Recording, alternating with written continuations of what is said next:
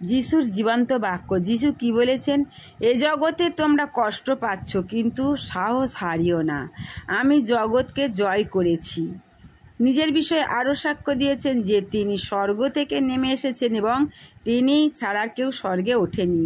তিনি আরও সাক্ষ্য দিয়েছেন ঈশ্বর জগৎকে এতটাই প্রেম করলেন যে একমাত্র পুত্র যিশুকে দান করলেন, যেন যে কেউ তার উপরে বিশ্বাস করে ও বিনষ্ট না হয় কিন্তু অনন্ত জীবন পায়।